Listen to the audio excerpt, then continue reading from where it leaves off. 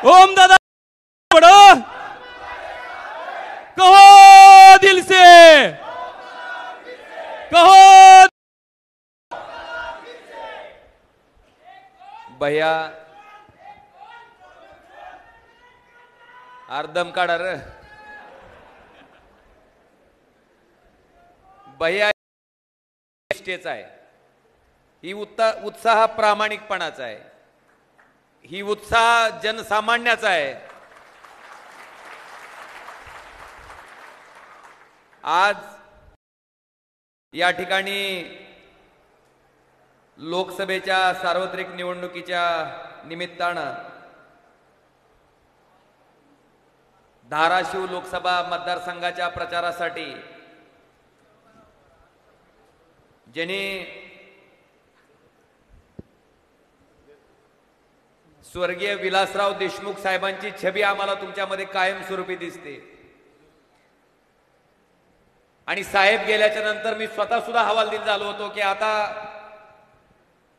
आपलं कोण, आपलं कसं व्हायचं.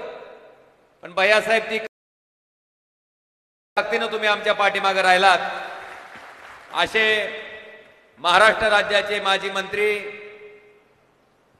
भारतीय राष्ट्रीय काँग्रेस पक्षाचे युवा नेते आणि भैयासाहेब खऱ्या अर्थानं या संघर्षाच्या संकटाच्या काळात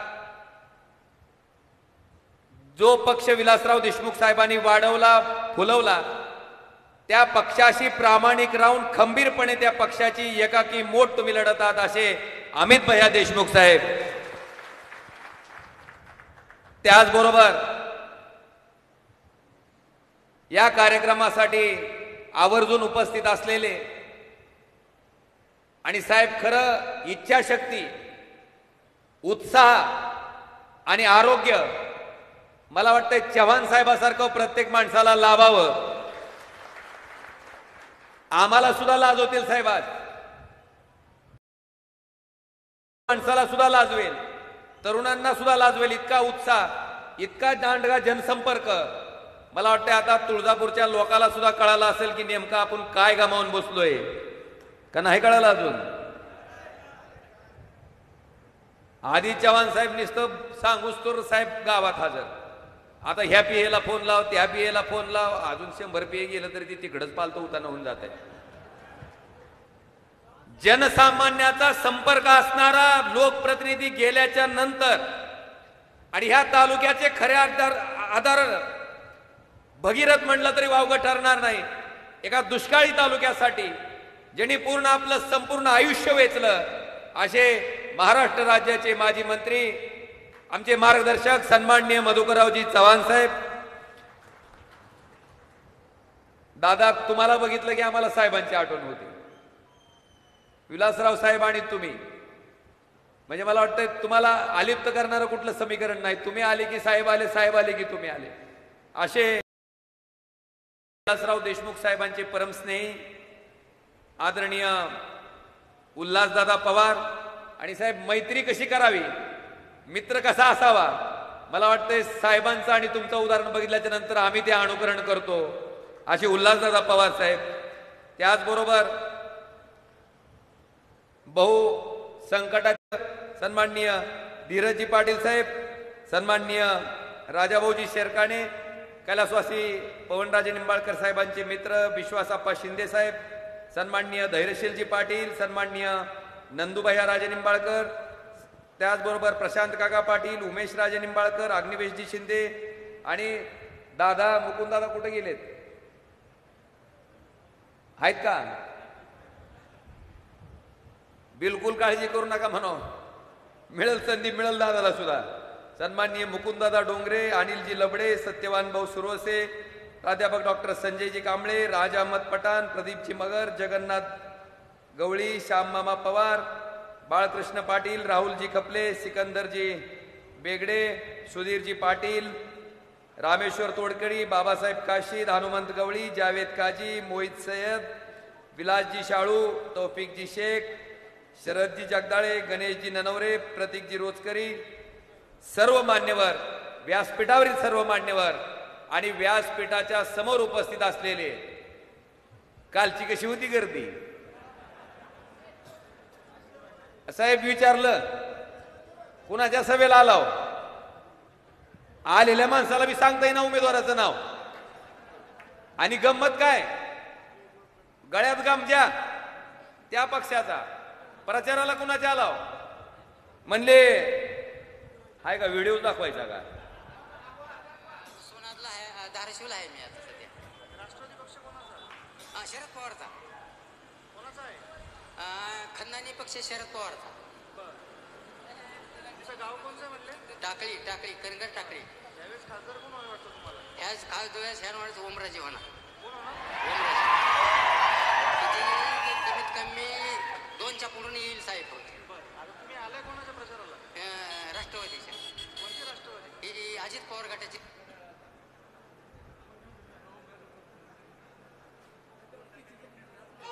अरे माझा फोन घ्या. अरे हम आगे बढ़ चुके हैं. तुम्हाला लय फॉर्मची काळजी लागून राहिली होती, ती बी पास झालाय, सिलेक्ट झाला, काय काळजी करू नका, मंजूर झालाय. हा तिने ती अर्धच दाखवलंय. पण एक लय खतरनाक आहे.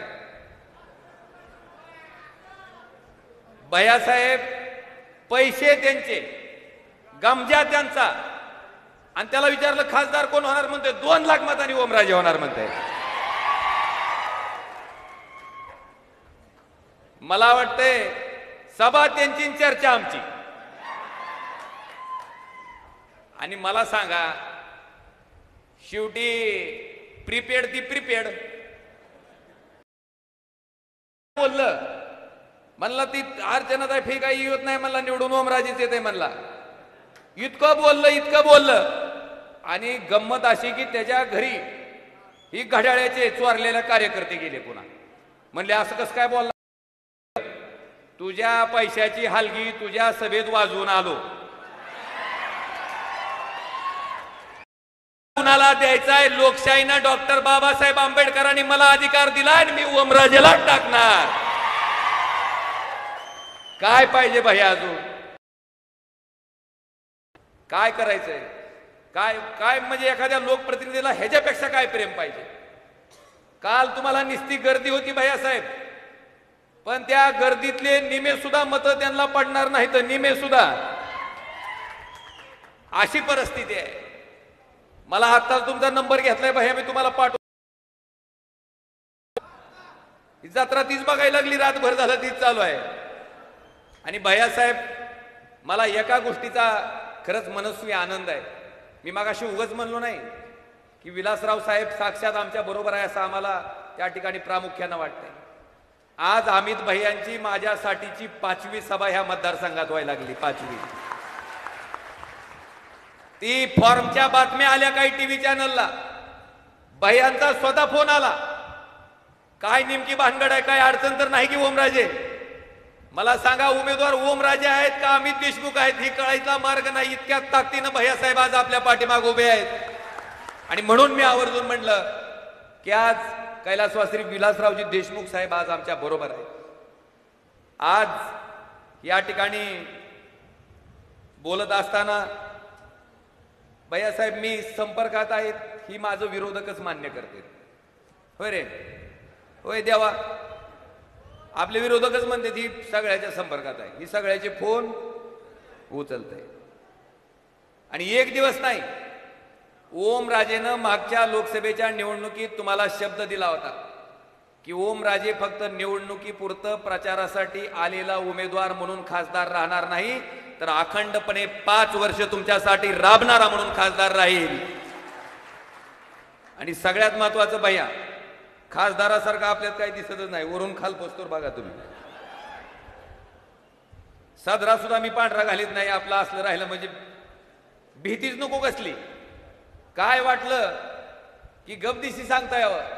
आणि बाईसाहेब माझं नशीब आहे, लोक हिनवतेत की गाडी बंद पडली आणि जॅकची मागणी केली, काय खासदाराचं काम आहे का? भैया, पण त्यांना आठवण करून द्यायची आहे स्वर्गीय मुख्यमंत्री विलासरावजी देशमुख साहेबांची. मला आठवण करून द्यायची त्यांना. विलासराव देशमुख साहेब मुख्यमंत्री होते महाराष्ट्र राज्याचे. काय होते? आणि मुख्यमंत्री असलेल्या माणसाला लातूरच्या काही पोरांची गाडी पकडली. डायरेक्ट साहेबाला फोन, साहेब ती गाडी सोडायला सांगा म्हणून. मला सांगा, ह्यांच्यासारखे जर कोण मुख्यमंत्री असते चर्चा करणारे, सोडले असते का हो? उगाच सेवेच्या भावनेतनं भैयासाहेब विलासरावजी देशमुख साहेबांना मेडिकल कॉलेज मंजूर झालं धाराशिवचं. कुठं गेलं हो? कुठं गेलं? बघा आता, मुंबई काय आदिवासी भाग आहे का नेरूळ? मतदान टाकणार ही दवाखान्याची आवश्यकता ह्या लोकांची, मेडिकल साठी ऍडमिशन शेतकऱ्याच्या पोरासाठी आवश्यक आहेत, पण कॉलेज गेलं कुठं? नेरूळ. भैया ही आमची शोकांतिका. नेरूळला नेलं ते नेलं. कॉलेज भैयासाहेब शासनाच्या मालकीचं नाही ठेवलं, स्वतःची पब्लिक चॅरिटेबल ट्रस्ट काढली भैयासाहेब आणि स्वतःच्या ट्रस्टच्या मालकीचं त्या ठिकाणी मेडिकल कॉलेज केलं गेलं. माझं ह्या सभेच्या माध्यमातून जाहीर आव्हान आहे की तुम्ही 1983-84च्या नंतर आज 2024 उजाडलंय, एका तरी सामान्य गरीब शेतकऱ्याच्या पोराला डॉक्टर केलेलं फुकट दाखवा. ओमराजे या ठिकाणी जाहीर आव्हान देतोय की हे दाखवा तुम्ही एका तरी लेकराला डॉक्टर केलेलं, आणि सांगा की ह्या शेतकऱ्याचा फायदा, ह्या शेतकऱ्याच्या लेकराच्या मुलाचा फायदा त्या मेडिकल कॉलेजच्या माध्यमातून आम्ही केला. भैया एक सुद्धा उदाहरण नाही. आम्हाला काय सांगतेत? आम्हाला सांगतेत की आम्ही हिथून पेशंट घेऊन जाऊन इलाज करतो. आणि कशी इलाज करतो? मोफत. भैयासाहेब ही मोफत इलाजाची पण माहिती मी काढली, माहितीच्या अधिकारातच काढली. तेरणा स्पेशालिटी हॉस्पिटल आणि रिसर्च सेंटर, महात्मा फुले जन आरोग्य योजना आहे आपल्याकडे, माहिती आहे का? जर ही योजना त्या दवाखान्याला लागू असेल तर इलाज दवाखाना करते, बिल कुणाकडून घेते? शासनाकडून. भैया ह्या हॉस्पिटलला 2012 पासून ही योजना लागू आहे. 2012 मध्ये 24 पेशंटवर 25 प्रकारच्या शस्त्रक्रिया करून 2,50,750 इतके पैसे शासनाकडनं त्या ठिकाणी घेतले गेले तेरणा हॉस्पिटलला. आता गंमत खरी पुढे आहे भैया. 2013 मध्ये 16 पेशंटवर 138 प्रकारच्या शस्त्रक्रिया. गंमत बघा. आता तुम्ही वैद्यकीय शिक्षण मंत्री होता, 16 पेशंटचं 138 वेळेस काय खोल फिटिंग केलंय?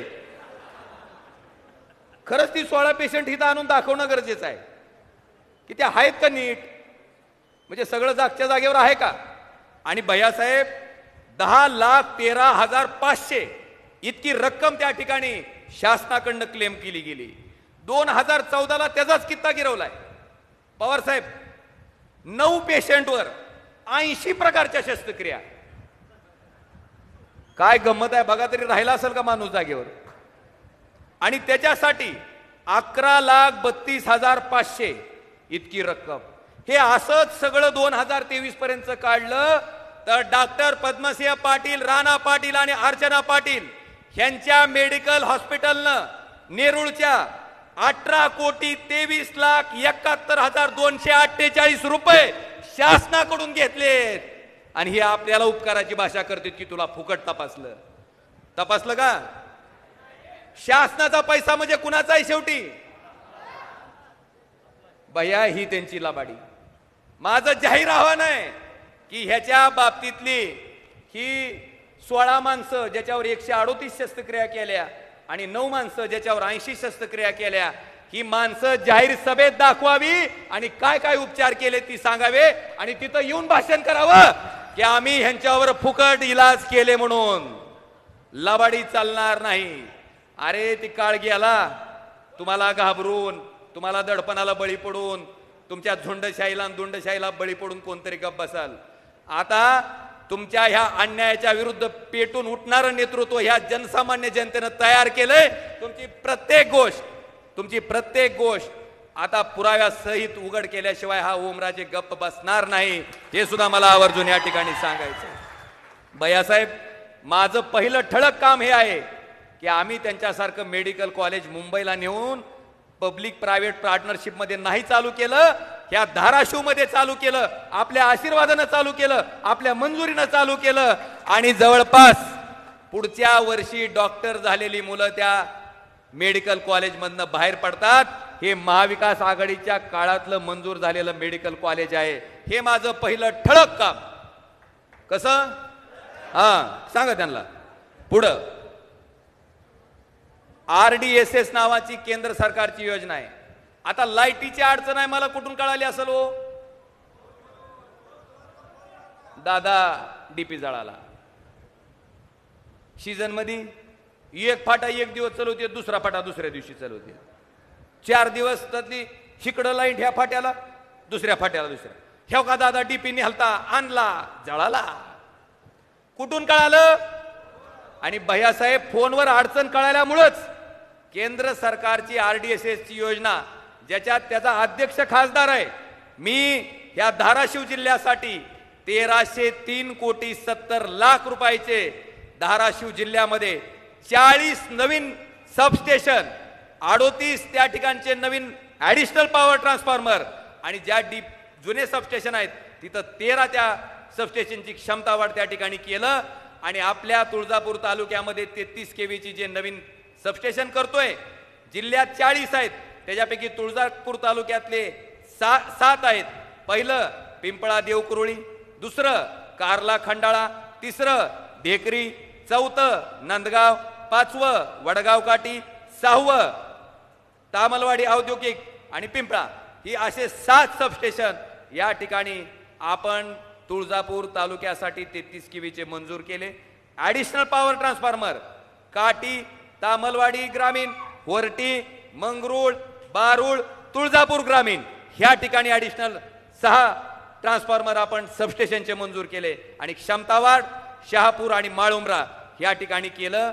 भैयासाहेब, शेतकऱ्याचे 2250 वैयक्तिक डीपी, एक डीपीला किती हिंडता? इस्टिमेट करा. खासदाराचं शिफारस पत्र आणा, आमदाराचं शिफारस पत्र आणा, सँक्शन झालंय का बघा, DPDCची मीटिंग झाली की आमचं नाव यादीत आलंय का बघा. भैयासाहेब, ते सुद्धा 1.5 कोटीची तरतूद होती, 18 कोटी रुपयाला नेली. आणि मागच्या 5 वर्षात आमच्या भागातल्या 1000 शेतकऱ्याची डीपी जिल्हा नियोजन समितीमधनं त्या ठिकाणी आम्ही करून घेतलेत. भैयासाहेब, हे सुद्धा मला आवर्जून सांगायचं आहे. आणि जे ट्रान्सफॉर्मर तुमचे 63चे आहेत ते 100चे असे 1550 ट्रान्सफॉर्मर आपण ह्याच RDSS मध्ये करणार आहेत. आणि 2250 शेतकऱ्याचे वैयक्तिक डीपी हे सुद्धा ह्या RDSS मधून मंजूर झालेत. याच्यासाठी 1303 कोटी 70 लाख रुपये इतका निधी केंद्र सरकारच्या माध्यमातून तुमच्या खासदारांना, ज्या कमिटीचा अध्यक्ष खासदार आहे त्या खासदार ओमराजेनं तुमच्यासाठी मंजूर केलेत. हे माझं दुसरं ठळक काम. आता भानगड अशी झाली की मी कधी सांगायच्या भानगडीत पडलो नाही. का? म्हणलं ही 1303 कोटी काय आपण गोर्धनवाडीची जमीन इकून आणून दिलंय काय? नाही. पैसे कुणाचे आहेत? कुणाचे? जनतेचे. कसं? खताच्या पोत्यावर किती GST भरताव? आता कसं वाटतंय? माणूस वर गेल्याच्या नंतर त्याला पोचवायचं जी सामान असतंय त्या सामानावर सुद्धा GST आहे. म्हणजे GSTच्या रूपानं पैसे कुणाकडून गोळा केले जातात? आणि जनतेकडनं गोळा केलेले पैसे जनतेसाठी खर्च केला तर ह्याच्यात उपकाराची भावना पाहिजे का कर्तव्याची? ओमराजेनं कर्तव्य म्हणून पार पाडलं.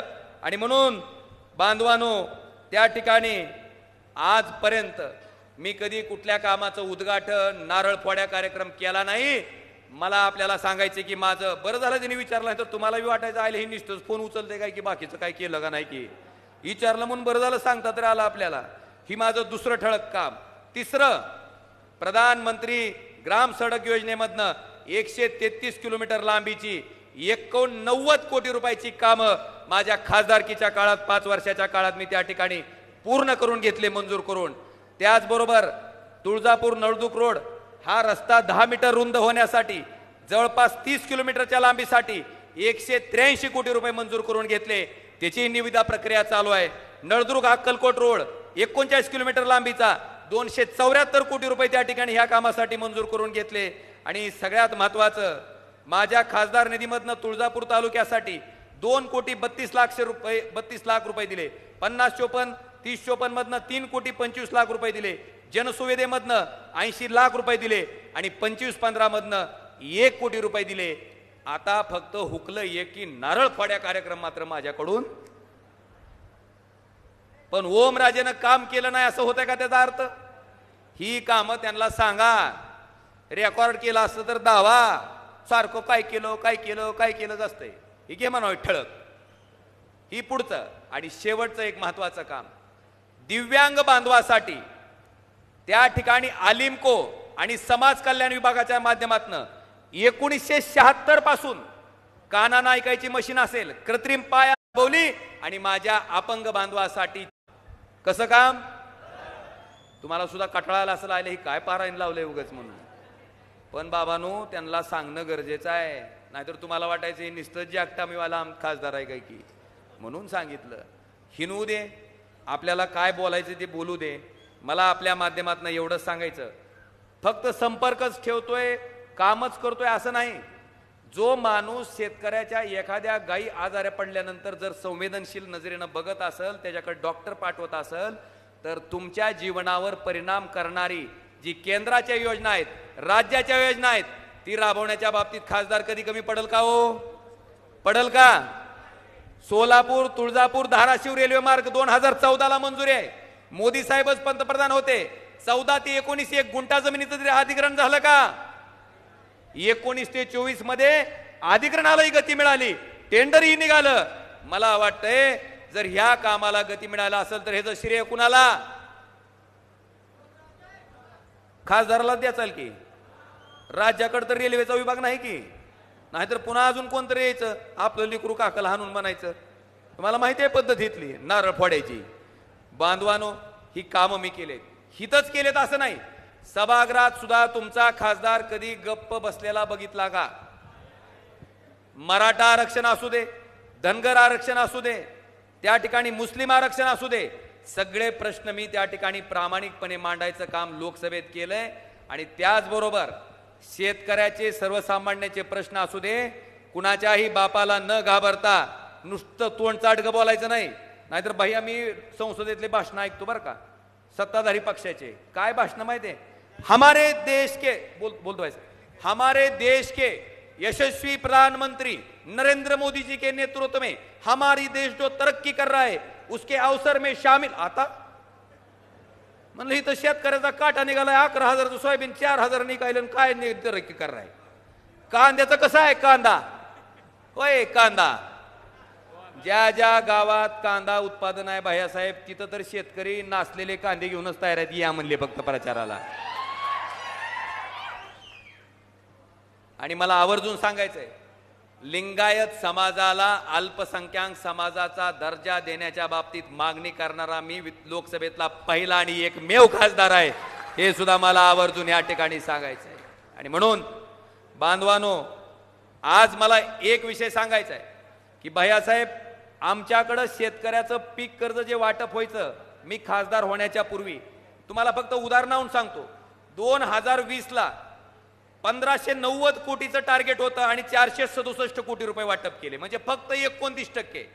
भैयासाहेब, मी खासदार झाल्याच्या नंतर त्या मीटिंग घेऊन, BLBCची मीटिंग, ब्लॉक लेवलची मीटिंग, जिल्हा लेवलची मीटिंग, शाखा लेवलची मीटिंग बँकेच्या, जवळपास ते पर्सेंटेज 2023 पर्यंत 1368 कोटीचं टार्गेट होतं, 1069 कोटी रुपये वाटले आणि 78% त्या ठिकाणी शेतकऱ्याचं कर्ज वाटप नेणारा हाच तुमचा त्या ठिकाणी बनवलेला खासदार आहे. भैयासाहेब, जवळपास शेतकऱ्याला 500 ते 600 कोटी रुपये जास्तीचे कर्जाच्या रूपानं त्या ठिकाणी ह्याच कार्यकाळात मिळाले. हे सुद्धा मला आवर्जून या कार्यक्रमाच्या निमित्तानं सांगायचंय. हे सुद्धा माझं ठळक काम, त्यांना सांगा ठळक कसलं पाहिजे तसलं. आज बांधवानो, मला आपल्या सगळ्याला विनंती करायची आहे की आता कृष्णा मराठवाड्याचं आमदार साहेबांनी सांगितलंय तुम्हाला, पण एवढंच तुम्हाला आता सांगायचंय की शेतकरी किती जरा हात वर करा बरं. आता अरे मग त्यांना मत इरवट टाकल्याने झोडकायची पाळी आहे सगळी शेतकरी. आता भाई और बहनों, किसानों की आमदनी 2022 तक दुगनी हो गई क्या नहीं हुई? म्हणा की हुई का? झालं का नाही दुप्पट?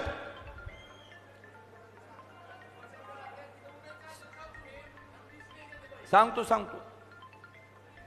दुप्पट हुई क्या नाही हुई? अरे हुई म्हणा की सगळेजण. आता मी सांगतो झालं का नाही. 2014ला नांगरणाचा भाव किती होता? अरे मला बी वावर आहे. 800 ते 1000 रुपये भाव होता एकरचा. आता किती आहे?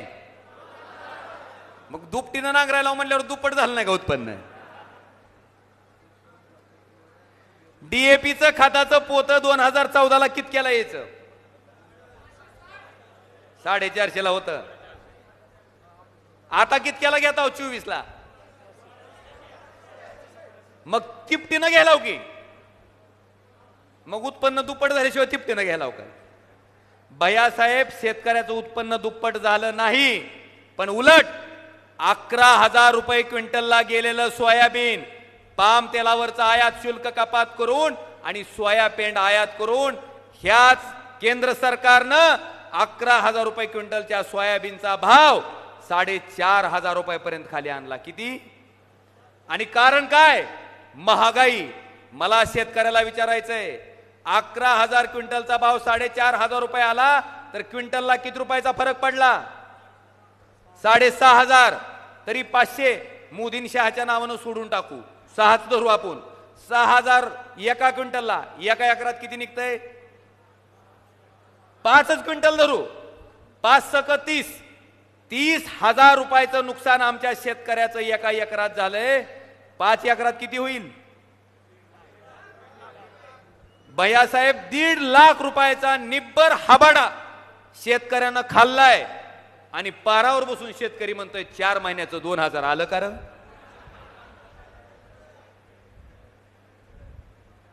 आता 1.5 लाख जास्त आहेत का 2,000? 2,000 जर 4 महिन्याला असतील तर महिन्याला किती? करा की हिशेब, नाही तर डॉक्टर पाटील आहे बघा तिकडं. 500 महिन्याला, 500 तर दिवसाला 17 रुपये. मी शेतकऱ्याला विचारलं या 17 मध्ये रोजचं काय येतंय? शेतकऱ्यानं सांगितलं, दादा अजून 3 रुपये टाकलं की 3 इमल येतात म्हणते. आहार शेतकरी सन्मान. मला तुम्हाला विचारायचंय शेतकऱ्यांनो, तुम्हाला ही सरकार तुमचं वाटतंय का? तुम्हाला या सरकारनं मातीत घातलंय असं वाटत नाही का? आणि अजून घोषणा, आपकी बार 400 पार म्हण. 400 पार जर गेलं तर घरात ठेवलेलं सोयाबीन हजारांच विकायची तयारी ठेवा पुन्हा. हायच पुन्हा. मी बघतोयच पुन्हा कसं कसं होतंय ती. एवढंच नाही, कांदा 60ला गेला की कांद्यावर निर्यात बंदी. अरे आम्ही जगणं तरी मान्य करा. त्या शेतकऱ्याच्या पोराला त्या ठिकाणी त्याला मुलगी नाही, त्याला मुलगा नाही, तिचं लग्न करायचं नाही, त्याचं शिक्षण करायचं नाही, त्याला नाही का प्रपंच चालवायचा? अरे स्वतःचा प्रपंच चालवता येत नाही म्हणून स्वतःच्या गळ्याभोवती गळफास घेऊन ती शेतकरी आत्महत्या करतंय. त्याचं रक्षण करायचं सोडून हे सरकार, भैयासाहेब, अदानीच्या सिमेंटचं पोतं 200ला विकत होता, आज 450 रुपये झालं, त्याचा भाव कमी करत नाही. अंबानीचं स्टील 30,000 रुपये टनानं विकत होता, आज 63,000 रुपयानं विकलं जातंय, त्याचा भाव कमी करत नाही. पण भाव कमी कुणाचा होतोय? तर आमच्या सामान्य शेतकऱ्याचा होतोय, जो आत्महत्या करतोय. का तर शेती परवडत नाही, शेतीत मंद, त्याचा प्रपंच चालवला जाऊ शकत नाही. भैयासाहेब, केंद्र सरकारची जबाबदारी होती शेतकऱ्याला मदत करणं. मला आठवण करून द्यायचे की सन्माननीय शरदचंद्रजी पवार साहेबांनी 72,000 कोटीची कर्जमाफी केली ती देशातल्या शेतकऱ्याची. बरोबर आहे का नाही? आणि ह्या सरकारनं 15 लाख कोटीचं कर्ज माफ केलंय. पण कुणाचं? उद्योगपतीचं. 72,000 कोटीत जर देशातल्या सगळ्या शेतकऱ्याचं कर्ज माफ होत असेल तर 15 लाख कोटीत आपल्या देशातल्या शेतकऱ्याचं 20 वेळेस कर्ज माफ झालं असतं. किती वेळेस? फायदा कुणाला? पण कुठला अदानी, कुठला अंबानी दावा घेऊन पळायला आणि फाशी घ्यायलाय का? बांधवानो, ह्याचा रोख ओळखा. फार काही बोलणार नाही, बरंचसं पारायण झालंय. पण भैयासाहेब आमच्याकडे लय गंमत आहे सध्या. आम्हाला पक्षाची निष्ठा सांगितली जाते. मला फक्त 2च उदाहरण द्यायचे, फार काही लांबलचक बोलणार नाही. 45 वर्ष शरद पवारांनी ज्यांना मंत्री म्हणून त्या ठिकाणी कायमस्वरूपी सत्तेत ठेवलं तेच डॉक्टर पद्मसिंह पाटलाचं कुटुंब. आता काय पवार साहेबाची सत्ता येत नाही. आपलं ईडीनं हाणलेलं गबाळ आता ईडीच्या हातात सापडतं काय की ह्या भीतीपुट एका दिवसात भारतीय जनता पार्टीत गेले. भैयासाहेब त्यांच्यापेक्षा आम्ही बरे की आम्हाला उद्धव साहेबांनी एकदा आमदार आणि एकदा खासदार केलं. पण त्या ठिकाणी संकटाच्या संघर्षाच्या काळात पक्षाचं चिन्ह जात असताना, पक्षाचं नाव जात असताना, सत्ता जात असताना आणि पलीकडे गेली की 50 खोके मिळत असताना त्याच्यावर लात मारून आम्ही उद्धवजी ठाकरे साहेबांच्या मागे प्रामाणिकपणे उभे टाकलेले आम्ही बरे. भैयासाहेब विषय असंख्य आहेत आणि पक्षाचा तर असा केमिकल लोचा झालाय त्यांचा. तुम्ही ऐकलं का नाही? आपल्या उमेदवार आल्या भगवंताच्या पायरीवर, त्यांना म्हणले आता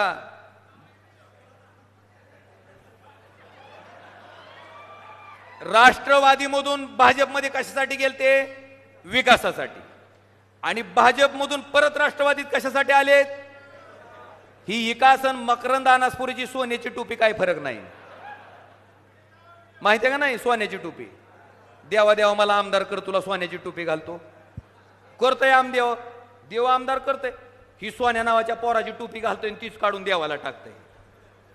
म्हणजे पद्मसिंह पाटील कुटुंबाचा विकास आणि मकरंद अनासपुरीची सोन्याची टोपी ह्याच्यात काही सुद्धा फरक नाही. आणि भैयासाहेब आज हीच माणसं त्यांना विचारलं आल्या मला सांगा, तुम्हाला मान्य आहे का हो नवरा भारतीय जनता पार्टीत, बायको चोरलेल्या घड्याळाकडं? चोरलेली वस्तू कधी भूषणानं घेऊन हिंडताव का तुम्ही? चोरलेली असते ती, पण ही लोक भूषणानं घेऊन हिंडायलेत. कोर्टानं सांगितलंय खाली लिहा, कोर्टात केस चालू आहे, निकाल लागल्यावर ही तुमच्याकडे राहील का नाही सांगता येत नाही, लिहिलंय. आणि त्या ताईला विचारलं पत्रकाराने, ताई ताई आता तुम्ही राष्ट्रवादी काँग्रेस वाढवणार का? अय म्हणली माय मी कशाला वाढवू म्हणली, माझा नवरा तिकडे भाजपमध्ये आहे. काय म्हणली फुकट पेडा. आणि त्याच्या पुढची भानगड भैयासाहेब की ते पोरग भाषण करायले. आता एखादी आपण जर चुकीची गोष्ट केली तर आपण समर्थन करतो का कधी त्याचं? ही पक्षांतरचं बी समर्थन करतोय. ते मल्हार पाटील भाषण करत होते, काय म्हणले? आमच्या रक्तात काय राष्ट्रवादी, हृदयात बघा भैयासाहेब, रक्तात राष्ट्रवादी, हृदयात भाजप. पोराचा दोष नाही भैयासाहेब, पोराचा दोष नाही. मला सांगा, वडील भाजपमध्ये असलेला आणि आई राष्ट्रवादीत असेल तर त्याचा काय दोष आहे? त्याचा काही दोष नाही. त्याच्यामुळे हे भाषण त्याचं योग्य आहे. पण मी त्यांना एक सल्ला दिला की म्हणलं आता आईचा आणि वडिलांचा पक्ष फायनल झालाय, आता आपल्यासाठी एक संधी आहे. म्हणलं किडनीमध्ये मनसे टाका आणि शिंदे गटाला लिव्हरमध्ये टाका. म्हणजे आपल्या आई वडिलांसारखं आपण कुठल्याही पक्षात जायला रात्रीतून रिकामे आणि उद्या सांगायलाही रिकामे, माझ्या किडनीत मनसे होता आणि लिव्हरमध्ये. जमतंय का? जमतंय? हे असलं झालंय भैयासाहेब सगळं. जाऊ द्या, ही पारायण आपण 7 दिवसाचा सप्ताह घेऊन केला तरी संपणार नाही. पण तुमच्या लक्षात आलंय ना कशासाठी बोललोय? ऐ आता आपल्याकडं खोके नाहीत, आपल्याकडं काय आहे? मला सारखं विचारते, आमच्याकडे 5 आमदार आहेत, 5 आमदार आहेत. आता थांब म्हणलं तुला दाखली. ती नाही का एक पिक्चर आहे बघा अमिताभ बच्चनचा आणि शशी कपूर का, मेरे पास बंगला है, गाड़ी है, बैंक बैलेंस है, तुम्हारे पास क्या है? तसं ती विचारते, हमारे पास 5 आमदार है, तुम्हारे पास क्या है? म्हणलं मेरे पास हे सामान्य जनता है. आणि ती जनता धावती तुम्हाला म्हणा उद्याच्या 7 तारखेला. आणि म्हणून बांधवानो, आता ह्याच्या समारोपाकडे आलोय मी. आता येणाऱ्या उद्याच्या 8 तारखेला जे आपल्याला मतदान करायचंय, मला माहिती आहे, पण जिरलेली भाकर खरंच जिरली का टेस्टिंग करावं लागतंय. म्हणून हाट म्हणून तुम्हाला वाटायचं मोदीची मन की बात सारखं चालू आहे काय गिन घालून ऐकायचं. पण 8 म्हणल्या खालचं पब्लिक काय म्हणलं? ह्याचा अर्थ जिवंत सभा होती कालच्या सारखी. एक गप्र बाबा तुझं तर काय. आणि म्हणून उद्याच्या येणाऱ्या 7 तारखेला आपलं बाण चोरलेला आहे माहिती आहे का नाही. बरेच लोक म्हणतात ओमराजेला मतदान टाकायचंय आणि चिन्ह काय म्हणलं की अरे ती दुसरंच म्हणायले. आता चिन्ह आपला बाण चोरलाय तर काय दिलंय, काय दिलंय, काय दिलंय, मशाल. आपला पाईप लिकेज झाल्याच्या नंतर आपण जी टेंबा करताव का पाईप गरम करायला, करताव का नाही, ती जसा दिसतय तशी काय दिसती, ही मशाल. आपण दसऱ्यामध्ये आई तुळजाभवानीच्या पदस्पर्शानं पावन झालेल्या तुळजापूर नगरीतनं आईच्या मंदिरातनं हीच काय घेऊन जातो. बांधवानो, येणाऱ्या 7 तारखेला ह्या मशालीच्या चिन्हा पुढचं बटन दाबून आपल्या सगळ्याला तुमच्या हक्काचा, आणि मला हक्क आहे का तर मी प्रामाणिकपणे तुमच्यासाठी 5 वर्ष राबलोय आणि त्या राबण्यामुळं तुम्हाला हक्कानं मत मागतोय की उद्याच्या येणाऱ्या 7 तारखेला मशाल ह्या चिन्हा पुढचं बटन दाबून परत एकदा तुमच्यासाठी राबणारा, तुमच्या हक्कासाठी भांडणारा, तुमच्या हक्काचा खासदार, तुमच्या घरातला एक सदस्य म्हणून त्या ठिकाणी ओमराजेला विजयी करा एवढं आवाहन करतो आणि माझ्या शब्दाला विराम देतो. धन्यवाद. जय हिंद, जय महाराष्ट्र. धन्यवाद दादा. अतिशय मोलाचं मार्गदर्शन आपण सर्व या ठिकाणी मतदार राजाला केलात. यानंतर मी या तालुक्याचे भाग्यविधाते महाराष्ट्र राज्याचे माजी मंत्री आदरणीय मधुकररावजी चव्हाण साहेब यांना विनंती करतो की आपण या ठिकाणी संबोधित करावं.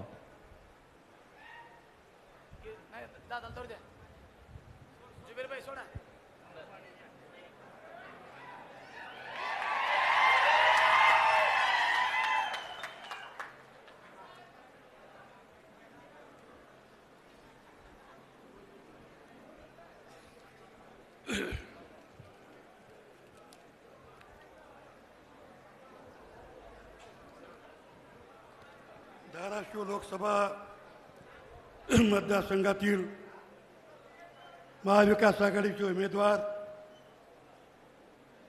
खासदार ओमराजे निंबाळकर यांची प्रचार सभेसाठी आवर्जून उपस्थित असलेले महाराष्ट्राचे माजी मंत्री, लातूर शहराचे आमदार माननीय अमित भैया देशमुख साहेब, माजी आमदार, माझे विधिमंडळातील सहकारी, उर्वरित वैधानिक विकास महामंडळाचे माजी अध्यक्ष माननीय उल्हासदादा पवार, जिल्हाध्यक्ष माजी जिल्हाध्यक्ष आप्पासाहेब पाटील, आमचे जिल्हाध्यक्ष कैलास पाटील आमदार, काँग्रेसचे जिल्हाध्यक्ष माननीय धीरज पाटील, राष्ट्रवादीचे तालुका अध्यक्ष धैर्यशील पाटील, धाराशिवचे माजी नगराध्यक्ष नंदुराजे निंबाळकर, व्यासपीठावर उपस्थित सर्व आमचे, अजून नाव घेतलं नाही पण आमचे मंगरूळचे आमचे पाहुणे आहेत ना मेवणी, ते अजून रागाने उठतील आमच्यावर. आमचं नाव घेतलं का कोपऱ्यापतूर गेले. बरोबर आहे ना. कोण? हां. त्याचप्रमाणे या विश्वासराव शिंदे, आमचे डॉक्टर जिल्हा काँग्रेसचे अध्यक्ष डॉक्टर शापूरकर मॅडम, सर्व उपस्थित कार्यकर्ते बंधूंनी बघितलं. मी आपला काय जास्त वेळ घेणार नाही, कारण परवा दिवशीच मी हॉस्पिटलमधून बाहेर आलोय आणि डॉक्टरनी बोलायची थोडी बंदी केलेली आहे. म्हणून मी अमित भैयाला सांगितलं की यापूर्वी काल काय जेवले ते आज लोकांच्या लक्षात राहत नाही. खरं आहे खोटं आहे? खरं आहे खोटं आहे? रात्री काय जेवले माहिती आहे का? सकाळी पूर्वी काय केलंय याचा इतिहास मी सांगत नाही, पण माननीय स्वर्गीय विलासराव देशमुख साहेबांनी हे सगळं घडवण्याकरता माझी नेमणूक मराठवाडा वैधानिक मंडळावर केली. आत्ता आमचे मित्रांनी भाषण केलं. उल्हासदादा ते पश्चिम महाराष्ट्रातून होते. विलासरावांनी माझं नाव इथून दिलं आणि एक विदर्भाचे होते. 3 लोकांचं मंडळ आणि याचे अध्यक्ष कोण? राज्यपाल. ते राज्यपाल कोण होते? पूर्वेचे इंदिरा गांधी सहाय्यक. 3 महिन्यातून राज्यपालाकडे मीटिंग व्हायची आणि कुठला अनुशेष किती आहे मागं केल्याशिवाय पुढे चालता येत नाही. ठीक आहे, ओमराजेंनी चालू परिस्थितीचं निवेदन केलं. जर विलासराव देशमुख साहेबांनी माझी नेमणूक मी नको म्हणून हट्ट धरून बसला होता. मला मंत्रीच करा असं सांगत होतो, पण नागपूरच्या अध्यक्षाने बोलावून सांगितलं मी जबाबदारी दिली आहे, तुम्ही घेतलीच पाहिजे. जबाबदारी घेतली आणि उल्हासदादाला माहिती आहे ते आमचे मित्र आहेत. प्रत्येक मिटिंगमध्ये आमचा वाद व्हायचा. काय दादा हो वाद होता की नाही? कुणाला किती निधी द्यायचा? अलेक्झांडर साहेब आपले अध्यक्ष होते. तरी त्यांच्या पश्चिम महाराष्ट्राची ओढ करणार, मी मराठवाड्याची करणार, विदर्भाची 3 लोकांचं मंडळ होतं. जर विलासराव साहेबांनी त्या मंडळावर माझी नेमणूक केली नसती, आजचा विकास दिसला नसता. हे सर्व श्रेय त्यांचं हे सांगण्याकरता मी इथं.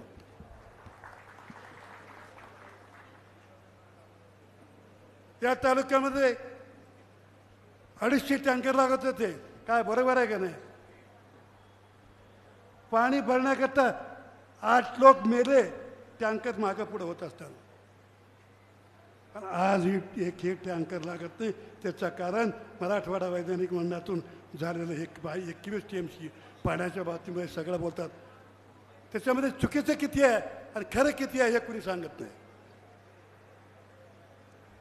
आलं काय 21 TMC पाणी असं कुणी सांगावं.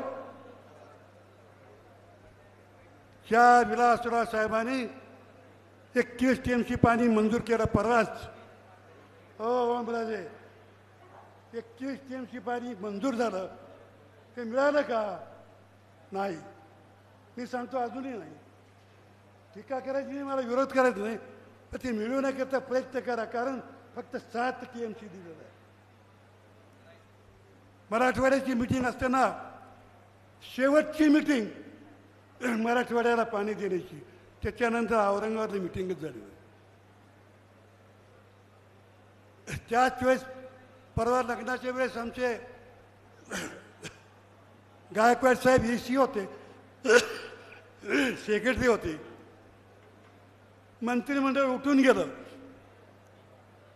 शेवटी विलासराव साहेबांनी सांगितलं गायकवाड ती फाईल घ्या आणि स्वतःच्या अक्षर हाताने 21 TMC पाणी मंजूर, स्वतःच्या हस्ताक्षराने. नंतर मंत्र्यांनी मंजुरी केले आणि इथं पूजा केली. आज केवळ मराठवाड्याला 7 TMC पाणी मिळणार आहे. त्याचा प्रयत्न 21 TMCकडे करणं वस्तुस्थिती सांगतोय. असं कुणाला ठिकाण बी करत नाही. अजूनही आपण रेकॉर्ड बघा, आता माझं रेकॉर्ड तुम्हाला दाखवतो. आज तुमचा प्रश्न येत नाही, पण केंद्रातून काही अडचणी आल्या तर येऊ नये आणि आमच्या हक्काचं 21 TMCमध्ये 7 TMC पाणी तुळजापूर, उमरगा आणि लोहारा. पण फक्त आता 2.5 कार्य कमी केले. मी परवा दौरा करून आलो. मी विचारलं त्यांना कार्याची रुंदी मोठी होती आता बारीक का झाली? त्या अधिकारी म्हणतात वर जाऊन विचारा. आता वर कुठे वर जाऊ का विचारा? अजून पुष्कळ वर्ष मी खाली राहणार आहे. एवढ्या लवकर वर काय जाणार नाही हे तुम्ही लक्षात ठेवा. अजून बरंचसं मला बघायचं आहे, बरंचसं काढायचं. पण तुळजापूरला 300 कोटी देत असताना तिथं देखील हाताने लिहिलेलं आहे. काही लोकांचा विरोध होता. 300 कोटी दिले. मी केविलवाना प्रश्न केला तुळजापूरकरांना सगळ्यांना,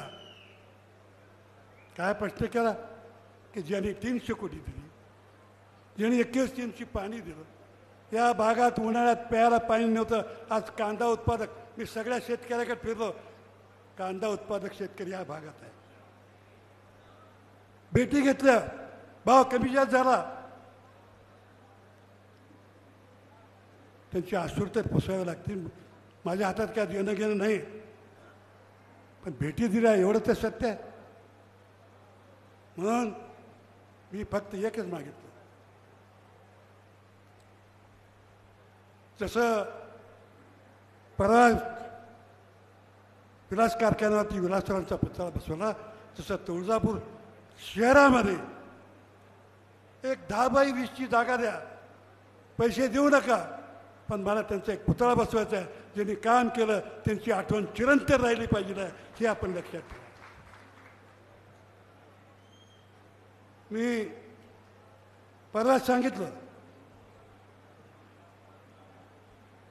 हो, खासदार आले, मी तुमच्या पाठीशी आहे. झालं काय, काही लोकांनी वावटवलं, मी बोलायला खरं म्हणजे इच्छा नाही पण बोलतोय, काही लोकांनी वावटाळ होतो, काही आमचे असतील, काही विरोधक असतील, त्याला बदनाम कसं करावं, भवितव्यामध्ये याला काही तिकीट मिळू नये. अरे मला कुठे तिकीट मिळवायचं आहे, मला कुठे निवडणुकीला उभा टाकायचं आहे. आता माझं 91 वर्षाचं आहे, मी केलं ते खूप केलं, लोकांसाठी केलं आहे. आज त्या उस्मानाबाद शहरामध्ये मेडिकल कॉलेज आणलं, बरोबर आहे, तर त्याच्या इमारतीला 300 कोटी रुपये, शिंदे कुठे आहेत, शिंदे तुम्ही शिंदे, 300 कोटी रुपये विलासरावांनी दिले आणि 300 कोटी रुपये बाबांनी दिले, बरोबर आहे. तर मेडिकल कॉलेज उभं राहायला एक इमारत झाली. महिलांच्या हॉस्पिटलला 300 कोटी रुपये आणले. आमचे मुस्लिम समाजाचे आहेत, किती दिले मस्जिदीला, 200 कोटी रुपये, 2 मस्जिदी करता दिले. एवढा पैसा आणलेला कोणाच्या लक्षात राहत नाही, कोणी नाव घ्यायला सुद्धा तयार राहत नाही. मला नाव घेण्याची गरज नाही, किमान बदनामी करू नका. आणि कुणी बदनामी करण्याचा प्रयत्न केला तर मी त्याला सोडणार नाही, हेही लक्षात ठेवा. तेवढी ताकद आहे, 91 वर्षी त्या मनगटामध्ये अजून ताकद आहे. जी गोष्ट घडली नाही ती घडली. काय चालू आहे लोकांनी, प्रत्येक घरामध्ये पक्ष अनेक झाले. आता माझी नातू भाषण केला, काय सांगितलं भाषणात त्यांनी, ते नातू आहे, काँग्रेसला मतदान करा म्हणलं का, कुणाला केलं, इतिहास काय सांगितलं. अहो त्याचं नाव सुद्धा कोणी घ्यायला तयार नाही. तुमच्या पाठीशी खंबीरपणानं उभा टाकणार आमचा नातू. हा एक नातू इथं आहे, एक नातू त्यांच्याकडे दिलेला आहे लातूरला. त्यांनी विश्वासाने कारखान्याचं व्हाईस चेअरमन केलं. आज एक नातू 12:30 वाजता कोल्हापूरच्या शाहू पंतू, नातू नाही पंतू, शाहू महाराजांच्या प्रचारामध्ये घोरपडे पंतू प्रचार करतोय शाहू महाराजांचा, काँग्रेसचा. अरे काँग्रेसचं नाव कुणाला ठेवता, ठीक आहे, चुकबुक झाली असेल, कुटुंब मोठे झाल्यावर कुणाच्या घरात फूट झाली. आज खडसे कुठे आहेत आणि त्यांची मुलगी कुठे आहे, शेजारचंच उदाहरण आहे. कोण कुठं आहे कोण त्याचा मी उल्लेख काय करणार नाही. पण एक सांगतो, मी दिलेला शब्द पाळणार असतो. आणि खोट्या अफवा उठून मला कोणी बदनाम केला, प्रयत्न केला, त्याला मी मुळीच घाबरणार नाही. आजपर्यंत घाबरलो नाही. 1985ला माझा नारळ फोडण्याकरता उल्हासदादा होते, विलासराव देशमुख आणि मी मुरुडला. माझं 1985ला पहिली निवडणूक, 11 गाड्या जोडल्या, 11 गाड्या. उस्मानाबादमध्ये तिकीट घ्यायला कोणी तयार नव्हतं त्यावेळेस. राजीव गांधींनी आणि वसंतदादांनी तिकीट दिलं. मी नको म्हणून सांगायला गेलो विमानतळावर सांगलीच्या. दादा म्हणले लढलं पाहिजे, नाही तू लढावं माणूस आहे. अनेक कार्यकर्त्याच्या गाड्या जाळल्या गेल्या, सगळं झालं. काही वेळेला कोण मुळून असतं, काही वेळेला कोणी वेगळं असतं. बरोबर आहे का? नवीन पिढीला ही माहिती नाही. 85ची गोष्ट यांना माहिती आहे. हे आमचे नारळ फोडायला दादाच होते. 6 वेळा मी निवडून आलो. कालच काय घडलं, इतकं माझ्या हातून काय वाईट घडलं होतं.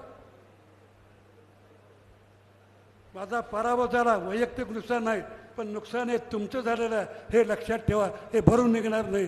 किती तलावा केले, किती द्राक्षाचे मळे केले. ह्या भागातले सगळे द्राक्षे आज एक्सपोर्ट होत आहे. होतात गेले एक लाख 60-60 लाखाचे द्राक्षे आज एक्सपोर्ट झाले. सगळे मळे फिरले तिथं. हे पाण्यामुळं झालं हे लक्षात ठेवा. याच्यापेक्षा अधिक मी बोलणार नाही. पण विनाकारण बदनाम करण्याचा प्रयत्न करू नका.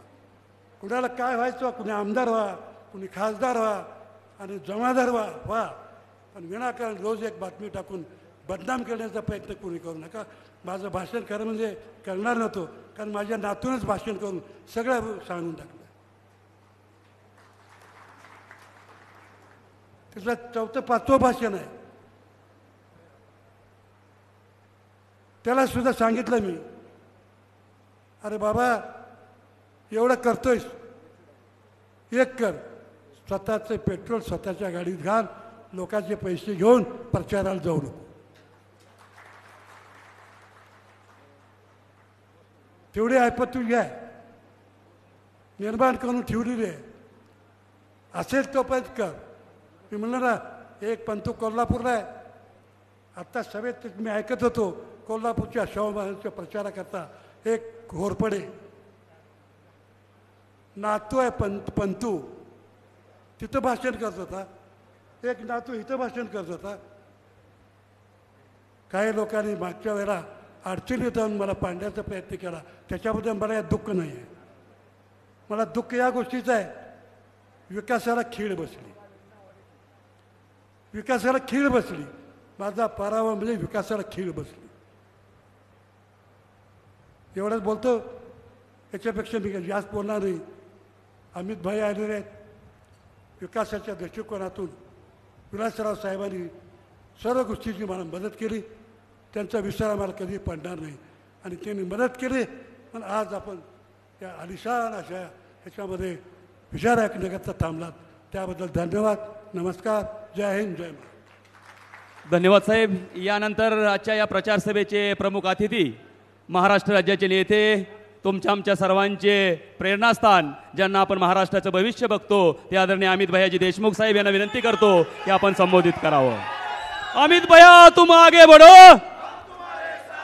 अमित भैया तुम आगे बढ़ो.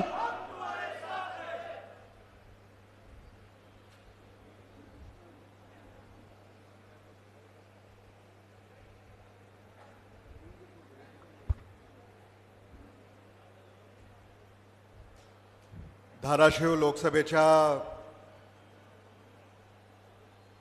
निवडणुकीच्या प्रचारासाठी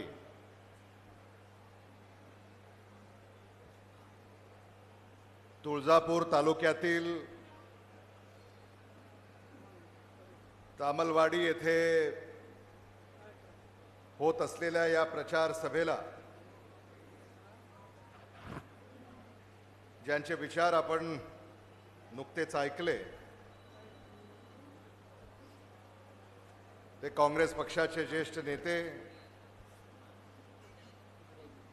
आदरणीय विलासराव देशमुख साहेबांचे स्नेही, महाराष्ट्राचे माजी मंत्री आदरणीय मधुकरराव चव्हाण साहेब, आज खास करून ओमराजे निंबाळकरांना शुभेच्छा देण्यासाठी उपस्थित असलेले आदरणीय विलासराव देशमुख साहेबांचे जिवलग मित्र, काँग्रेस पक्षाचे ज्येष्ठ नेते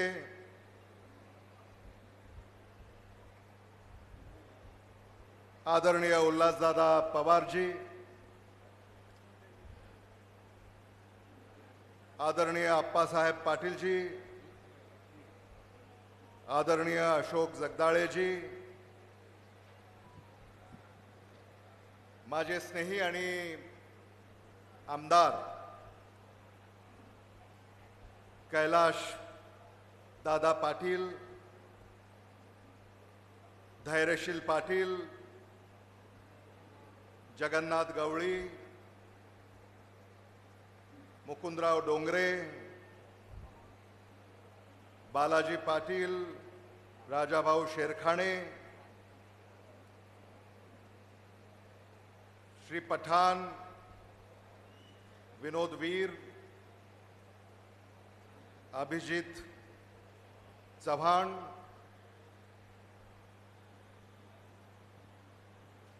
ज्यांच्यासाठी आपण या ठिकाणी एकत्रित आलेले आहोत ते महाविकास आघाडीचे शिवसेना उद्धव बाळासाहेब ठाकरे पक्षाचे अधिकृत आणि आपले लाडके उमेदवार ओमराजे निंबाळकर, सन्माननीय व्यासपीठ,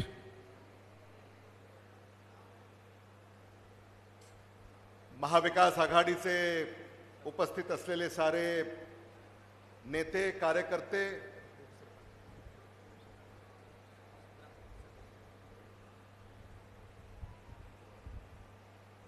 ज्यांनी या मेळाव्याचं आयोजन करण्यासाठी पुढाकार घेतला ते माझे स्नेही धीरज पाटील आणि त्यांचे सारे सहकारी, मतदार बंधू भगिनी, पत्रकार आणि मित्रांनो,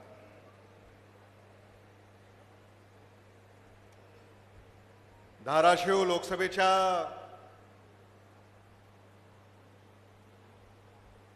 निवडणुकीसाठी आपण सारे आज या ठिकाणी एकत्रित आलेले आहोत.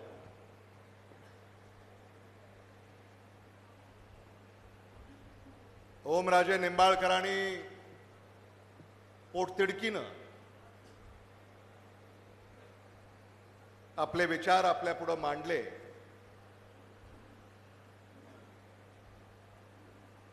ओमराजे, तुमचं जेवढं कौतुक करावं तेवढं कमी आहे. इथं आल्यानंतर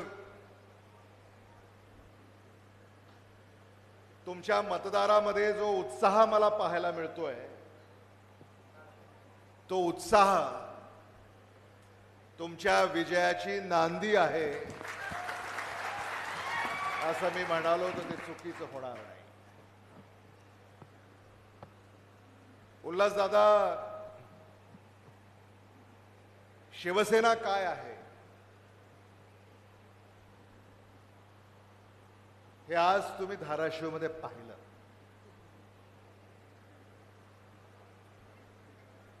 महाराष्ट्रामध्ये मुंबईनंतर शिवसेनेचा जर जोर कुठं असेल तर तो धाराशिवमध्ये आहे असं मी म्हणालो तर ते चुकीचं होणार नाही. आणि आजवर मला याचं नेमकं काय कारण आहे लक्षात आलं नाही. ओमराजे यांचं भाषण ऐकल्यानंतर आज आमच्या डोक्यामध्ये प्रकाश पडला. ओमराजे यांनी धाराशिवमध्ये एवढे पॉवर ट्रान्सफॉर्मर उभे केलेले आहेत, त्याचा सगळा करंट हा इथंच दिसतोय मला.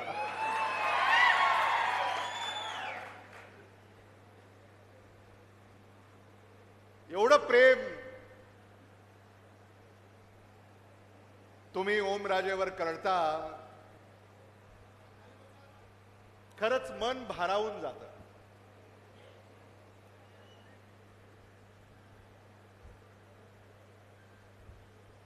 आपल्या घरातला सदस्य आहे असं वाटावं असे आपले उमेदवार आहेत.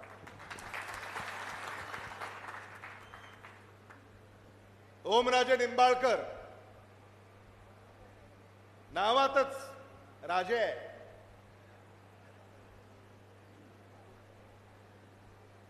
पण मी त्याला वेगळ्या अर्थानं पाहतो. ओम राजे यातील ओम इथं आहेत, पण राजे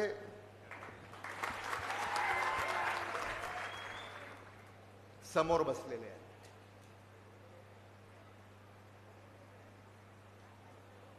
असं आपल्याला त्यांचं वर्णन करावं लागेल.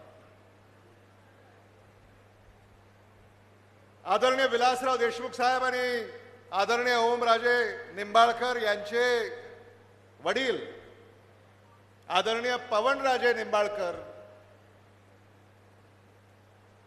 यांचे देखील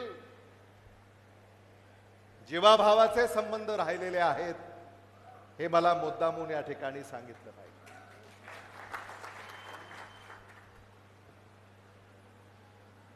उस्मानाबाद आणि लातूर, लातूर आणि उस्मानाबाद हे नातं काही नवं नाही. खरं म्हणजे आज मी आपल्या मूळ जिल्ह्यामध्ये आलोय अशी भावना माझ्या मनामध्ये येते.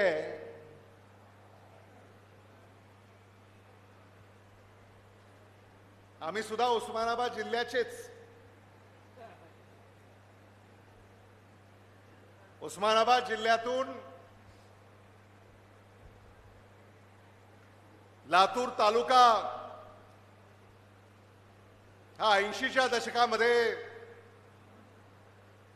तालुक्याचा जिल्हा झाला आणि उस्मानाबाद लातूर हा इतिहास सुरू झाला. आणि मागच्या काळामध्ये उस्मानाबाद लातूर अशी एक स्पर्धा असायची. उस्मानाबाद पुढं का लातूर पुढं. महाराष्ट्राच्या मंत्रिमंडळामध्ये उस्मानाबादचा नंबर लागणार का लातूरचा नंबर लागणार. मग उस्मानाबादमधून कोण, लातूरमधून कोण, हा इतिहास आपण साऱ्यांनी अनुभवलेला आहे.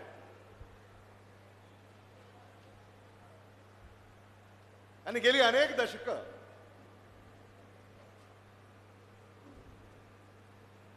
उस्मानाबाद लातूर ही चर्चा आपण ऐकलेली आहे. आदरणीय विलासराव देशमुख साहेबांना त्यांच्या कारकिर्दीमध्ये या साऱ्या संघर्षाला तोंड द्यावं लागलं. आपण एका भूमीतले, आपण एका प्रदेशातले. आज मला आनंद याचा आहे, ओमराजे तुमच्या काळामध्ये लातूर आणि उस्मानाबाद किंवा लातूर आणि धाराशिव याचं नातं आता प्रेमाचं नातं आहे. आता हे नातं जिव्हाळ्याचं नातं आहे. हा बदल झालेला आहे आणि हा बदल शुभचिन्ह आहे असं मी म्हणालो तर ते चुकीचं होणार नाही. आदरणीय मधुकरराव चव्हाण साहेब, तुम्ही याचे साक्षीदार आहात. ते काँग्रेसचं नेतृत्व करत आलेले आहेत, पण या आघाडीच्या राजकारणामध्ये किंबहुना आघाडीच्या राजकारणाच्या पूर्वी देखील उस्मानाबाद जिल्ह्यामध्ये जी स्पर्धा राजकीय असत त्याचा तोटा तुम्हालाही बसलेला आहे.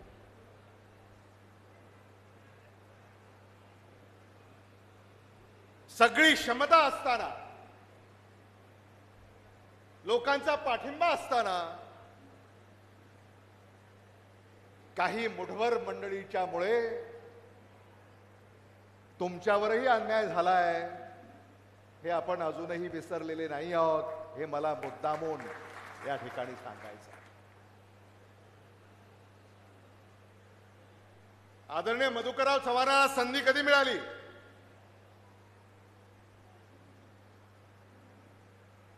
खरं तर महाआघाडीच्या सरकारमध्ये तुम्ही मंत्रीच व्हायला पाहिजे. मंत्री होता आलं नाही, म्हणून मराठवाडा वैधानिक विकास महामंडळाचं अध्यक्षपद या आदरणीय विलासराव देशमुख साहेबांनी आदरणीय मधुकरराव चव्हाण साहेबांना दिलं. आणि एका अर्थानं तुमची समजूत काढण्याचा प्रयत्न त्या काळामध्ये झाला असावा असं मला विनम्रपणे या ठिकाणी मांडावंसं वाटतं. उर्वरित महाराष्ट्र वैधानिक विकास महामंडळ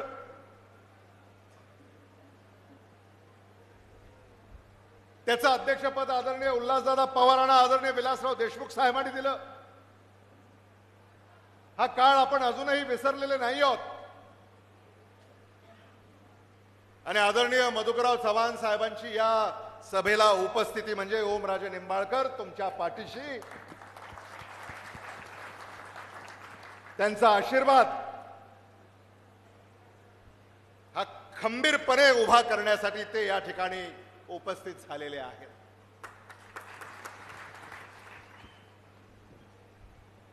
ही तुळजा भवानीची भूमी आहे. तुळजा भवानीकडनं आपण सारे प्रेरणा घेतो. छत्रपती शिवाजी महाराजांनी स्वराज्याची स्थापना आई तुळजा भवानीच्या आशीर्वादाने केली हे आपण अजूनही विसरलेले नाही आहोत.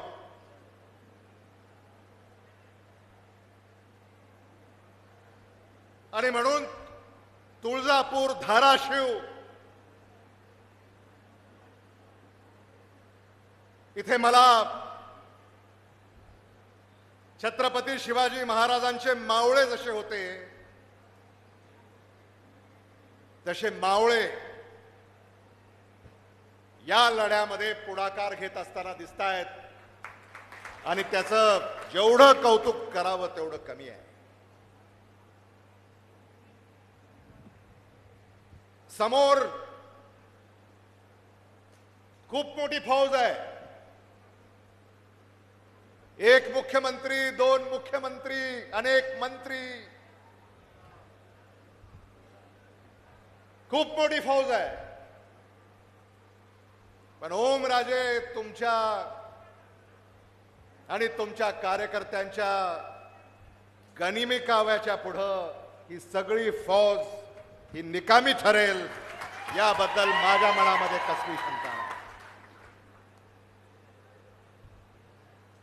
आपल्या हक्काचा माणूस आपल्याला भारताच्या सर्वोच्च सभागृहामध्ये निवडून पाठवायचा आहे. तुम्ही त्यांना निवडून दिलं. 5 वर्ष इमाने इतबारे त्यांनी तुमची सेवा केली. महाविकास आघाडीच्या सरकारमध्ये तत्कालीन मुख्यमंत्री उद्धव बाळासाहेब ठाकरे यांच्या मंत्रिमंडळामध्ये मला वैद्यकीय शिक्षण आणि सांस्कृतिक कार्य मंत्री म्हणून काम करण्याची संधी मिळाली. आणि त्या कार्यकाळामध्ये ओमराजे निंबाळकर असतील, कैलाश पाटील असतील, यांनी तुमचं लोकप्रतिनिधित्व करत असताना सातत्यानं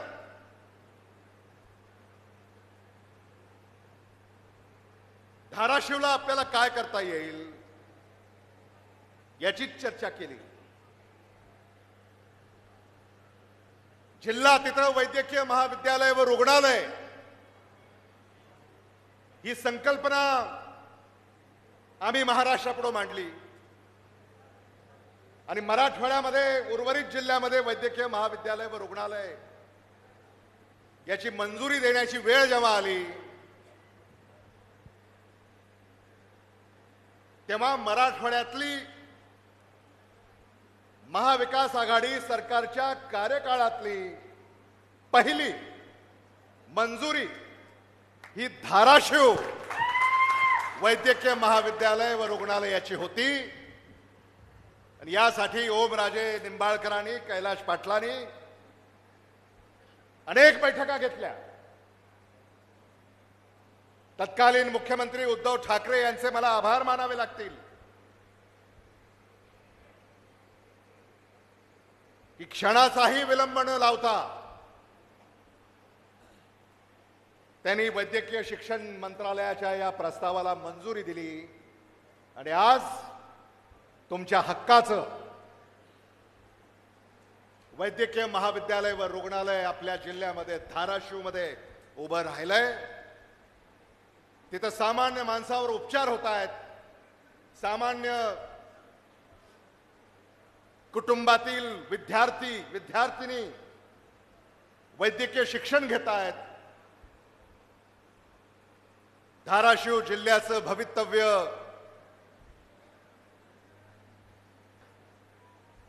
उज्ज्वल करणारी एक व्यवस्था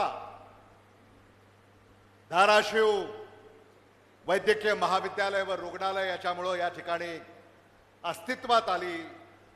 हे मला मुद्दामून या ठिकाणी आपल्यापुढं मांडावंसं वाटतं आणि त्याचं सारं श्रेय आपल्या उमेदवाराला ओमराजे निंबाळकरांना जातं हे आपण समजून घेतलं पाहिजे.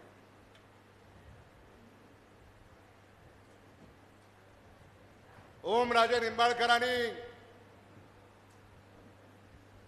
खासदार म्हणून काय केलं हे ठळक सांगा असं तुम्ही सांगितलं. आम्ही टीव्हीवरही पाहिलं आणि त्यांनी सरा पाडा वाचला तुमच्या समोर.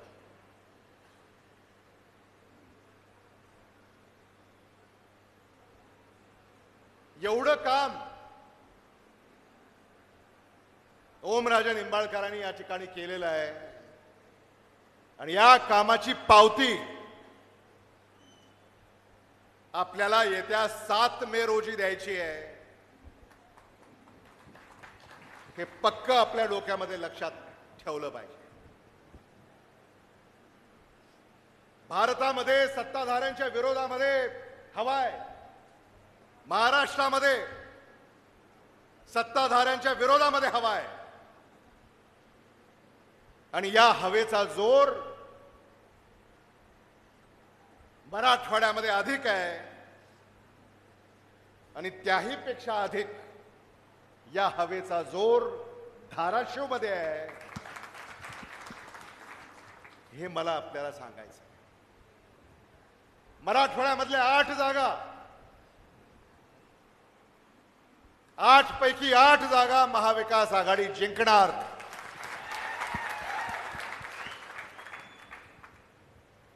आणि मराठवाड्यातल्या काही जागा याचा निकाल आजच लागलेला आहे. त्याच्यापैकी धाराशिवची जागा ही ओमराजे निंबाळकर विजयी झाले असा निकाल तुम्ही लावलेला आहे. आता याची फक्त निवडणूक आयोग औपचारिक घोषणा 4 जूनला करणार आहे.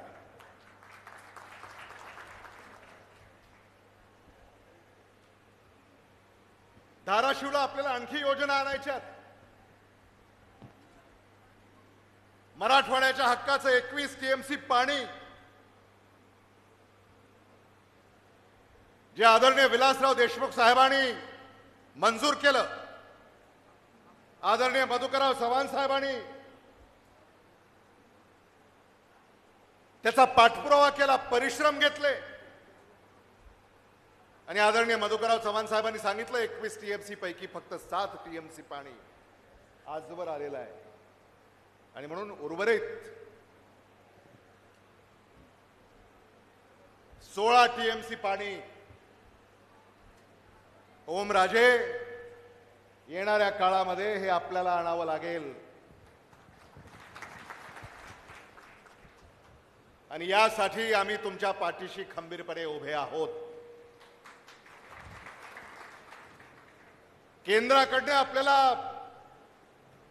जलसंपदा विभागाकडनं याच्यासाठी निधी आणावा लागेल. राज्याचा काही निधी, केंद्राचा काही निधी हा खेचून आणावा लागेल. तरच हे काम जलद गतीनं पूर्ण होईल आणि सातत्यानं दुष्काळग्रस्त भागातल्या जनतेला जो त्रास होतोय त्या त्रासापासून जनतेला आपल्याला मुक्त करता येईल हे देखील मला आपल्याला या ठिकाणी सांगायचं. धाराशिव तुळजाभवानीची भूमी,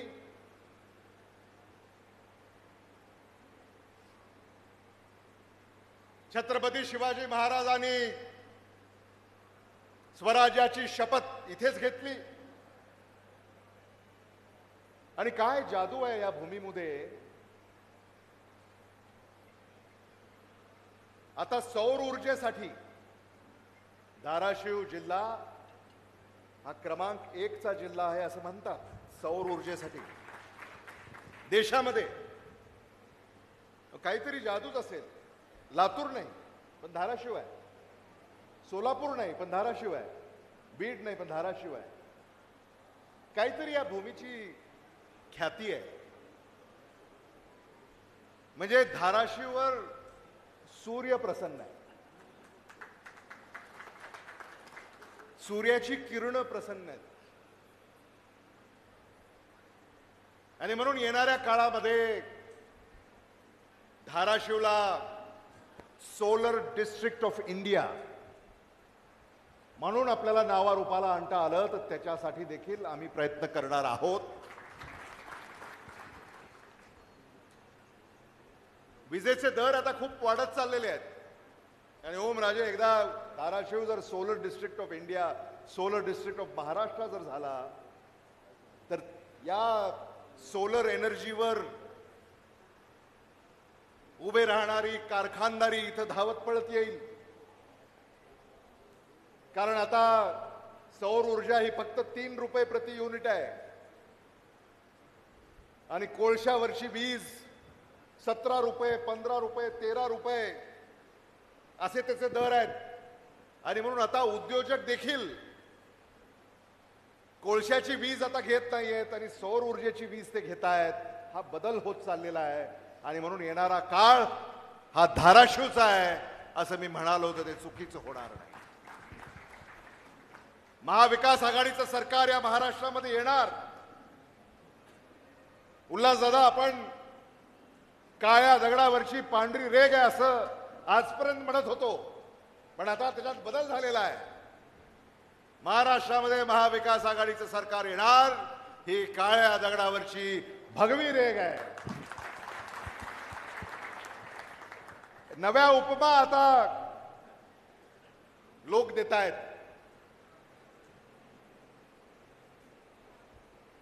महाविकास आघाडीचं सरकार येणार का नाही? हात वर करून सांगा.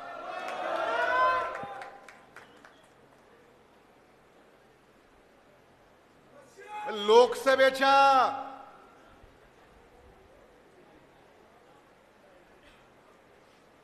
मतदानातून 7 मेला ओमराजे यांच्या नावासमोरचं मशाल हे चिन्ह, याच्या समोरचं बटन दाबायचं आहे आणि काय त्या तुमच्या मताची जादू असणार आहे. तुम्ही बटन दाबलं की 2 मंत्री बाहेर निघणार आहेत.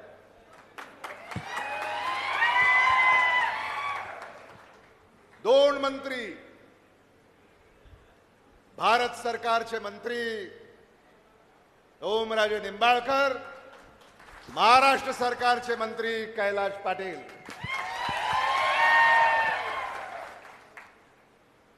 कैलाश पाटलांचं तुम्ही ऐकलं नाही का? फोडाफोडी जेव्हा या राज्यामध्ये सुरू होती त्या फोडाफोडीचा कलंक त्यांनी आपल्या स्वतःवर लावून घेतला नाही.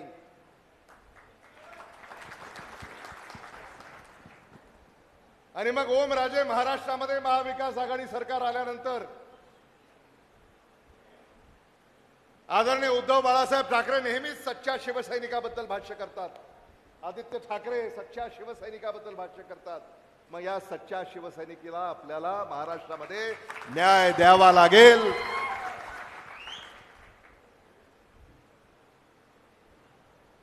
आणि या काँग्रेसची काही शिफारस जर चालली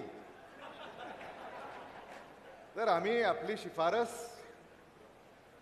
नक्की करू. हे देखील ते एक झालं की दुसरं होतंय, दुसरं झालं की तिसरं होतंय, काही काळजी करू नका. ती शिफारस देखील आम्ही करू. हे चांगली माणसं पुढे आली पाहिजेत. खरं म्हणजे ओमचं आणि कैलासचं मुला जरा खूप कौतुक करावं लागेल. सामान्य कुटुंबातली शेतकऱ्याची ही मुलं आहेत.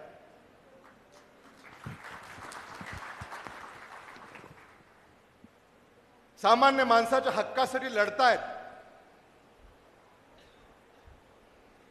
सरकार अंगावर घेतली पण सामान्य माणसाची साथ यांनी सोडली नाही.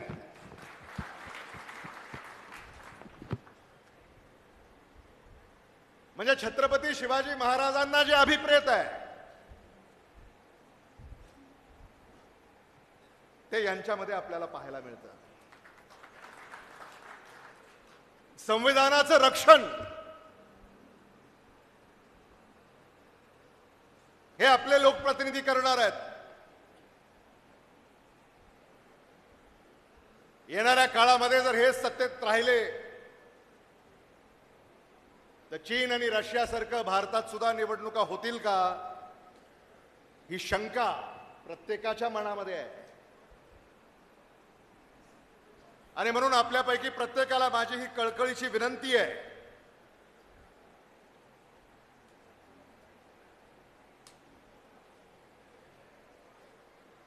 या निवडणुकीमध्ये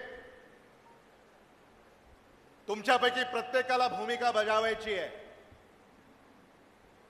तुमच्यापैकी प्रत्येक जण ओमराजे निंबाळकर आहे हे समजून कामाला लागायचं आहे.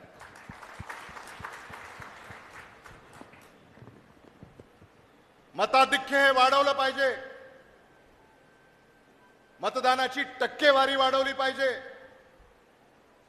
धाराशिव लोकसभेमध्ये असा एकही विधानसभा मतदारसंघ असता कामा नये जिथं ओमराजे निंबाळकरांना लीड नाही. लीडची स्पर्धा लागली पाहिजे.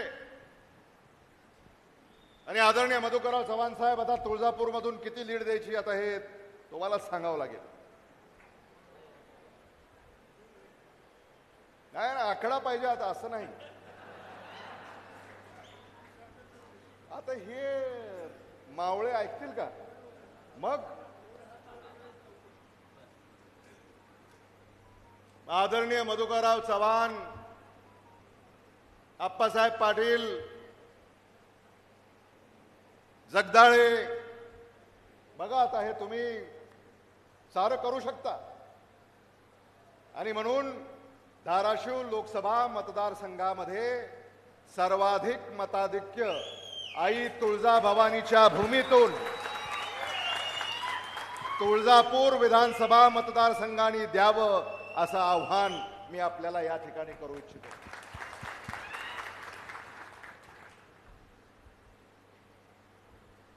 हे नाही केलं तर मग काय केलं?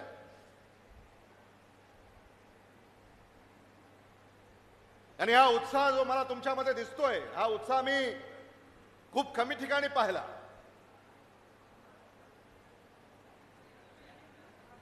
आज अगदी अल्प अवधीच्या सूचनेवरनं आपण या ठिकाणी एवढ्या मोठ्या संख्येनं एकत्रित झाला याबद्दल आपल्या सगळ्यांचे मी मनापासून आभार व्यक्त करतो. बोलण्यासारखं खूप आहे पण सारे मुद्दे आपल्या पुढं मांडण्यात आलेले आहेत. भारतामध्ये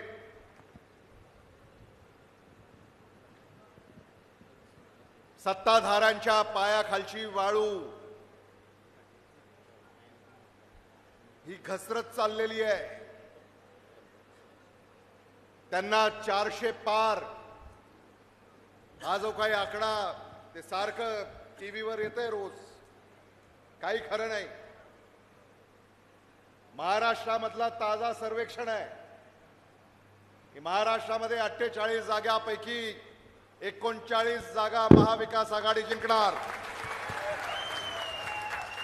आणि महायुतीला एका आकड्यात महाराष्ट्रातला जो 72 मतदार आहे एका आकड्यातच त्यांना गुंडाळल्याशिवाय राहणार नाही, हे मला मुद्दामून या ठिकाणी सांगितलं पाहिजे. आणि म्हणून महाराष्ट्राचे उद्याचे खासदार जेव्हा निवडून जातील तेव्हा या देशाच्या सर्वोच्च सभागृहामध्ये आपल्या धाराशिवचा खासदार ओमराजे निंबाळकर निवडून गेले पाहिजेत, ही खुंगाट आपण सगळ्यांनी बाळगली पाहिजे. इथल्या उमेदवाराबद्दल न बोललेलंच बरं. आणि तुम्ही सांगितलं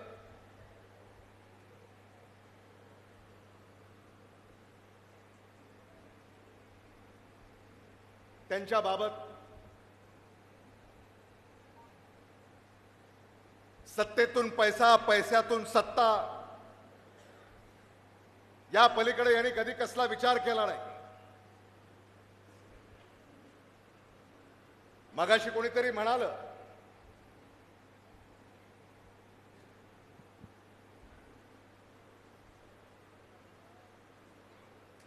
की सगळं एका कुटुंबामध्ये एकवटण्याचा जो प्रयत्न चाललेला आहे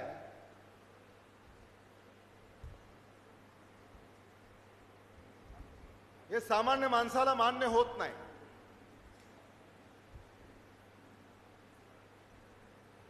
म्हणजे राष्ट्रवादी काँग्रेस पक्ष जो न्यायप्रविष्ट आहे तोही आमच्याच कुटुंबामध्ये, भारतीय जनता पक्ष तोही आमच्याच कुटुंबामध्ये, आणि आता न्यायप्रविष्ट शिवसेना हा देखील आमच्याच कुटुंबामध्ये. आणि म्हणून महायुती चं सरकार आपण ऐकलंय, पण महायुती कुटुंब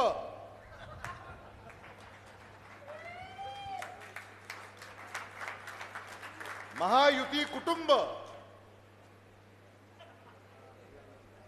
हे इथंच याचा साक्षात्कार आपल्याला झालेला आहे. आणि मग अशा स्वार्थी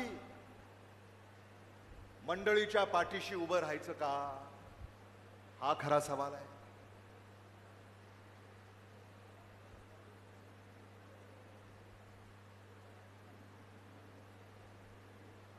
आणि महायुतीचं सरकार काय पुन्हा येत नाही, कारण ओमराजे महाराष्ट्राचा इतिहास आहे. एकदा उपमुख्यमंत्री झालेला व्यक्ती पुन्हा मुख्यमंत्री झालेला नाही, इतिहास आहे महाराष्ट्राचा. एकदा उपमुख्यमंत्री झालेला व्यक्ती पुन्हा मुख्यमंत्री झालेला नाही, हा महाराष्ट्राचा इतिहास आहे. आणि म्हणून महायुतीचे जे उपमुख्यमंत्री आहेत ते काही पुन्हा मुख्यमंत्री होणार नाहीत. आणि जे महायुतीचे मुख्यमंत्री आहेत त्यांच्या ज्या काही अडचणी आम्ही ऐकतोय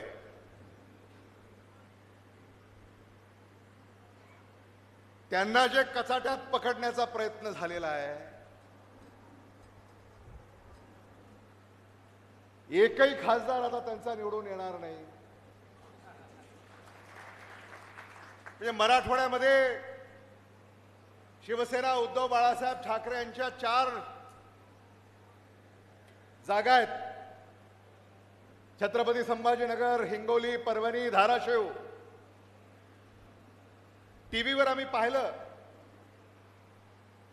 आणि टीव्हीवर येण्या अगोदरच आम्ही असं सांगितलं होतं की शिवसेना उद्धव बाळासाहेब ठाकरे यांच्या पक्षाच्या या 4ही जागा मतदार निवडून देतील.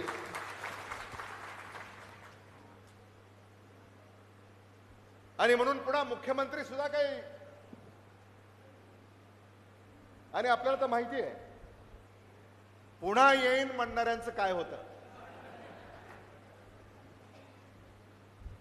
त्यामुळे ते देखील येतील असं वाटत नाही. तुम्हीच निवडून देणार नाही. आणि म्हणून महाराष्ट्राला एक नव्या पहाटेची महाराष्ट्र वाट पाहतोय आणि ती तुम्हाला साकारायची आहे. मुख्यमंत्री कसे असावेत? यशवंतराव चव्हाणांसारखे, शरद पवारांसारखे, शंकरराव चव्हाणांसारखे, वसंतदादा पाटलांसारखे, AR अंतुलेंसारखे, वसंतराव नाईकांसारखे.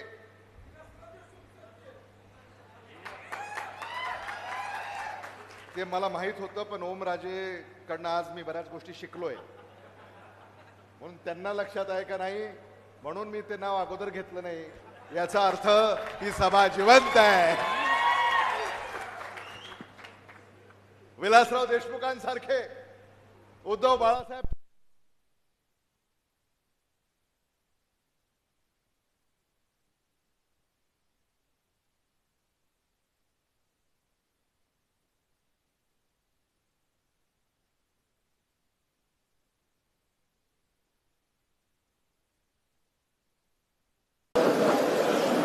ही भावना आज या सभेमध्ये जागृत होते आहे. आणि म्हणून मी आपल्याला पुन्हा एकदा एक विनंती या ठिकाणी करणार आहे की ओमराजे यांनी जे काही मुद्दे मांडले त्या सगळ्या मुद्द्यांची उत्तरं ही काँग्रेस पक्षाच्या जाहीरनाम्यामध्ये आहेत. राहुल गांधी यांनी जो जाहीरनामा प्रसिद्ध केलेला आहे, काँग्रेसचं गॅरंटी कार्ड,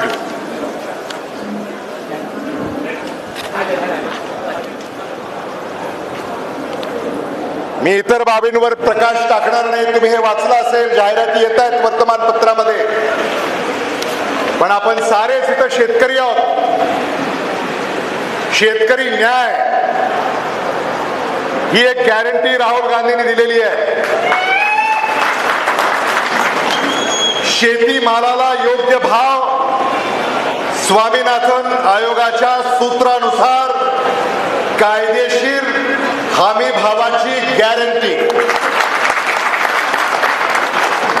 कर्जमुक्ती, कर्जमाफीच्या प्रभावी अंमलबजावणीसाठी कायमस्वरूपी आयोगाची स्थापना, विमा रक्कम थेट खात्यात ट्रान्सफर,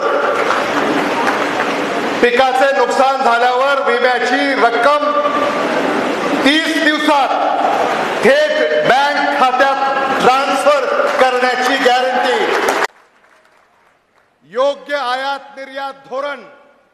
पाम तेल बद्दल आपण जे म्हणालात, कांद्याच्या आयात बंदीवर जे भाष्य तुम्ही केलं, निर्यात बंदी जी सरकारने केली, तर त्याच्यासाठी सुद्धा योग्य आयात निर्यात धोरण, शेतकऱ्यांच्या सल्ल्यानुसार नवीन आयात निर्यात धोरण याची गॅरंटी, आणि शेतीची GSTतून मुक्ती.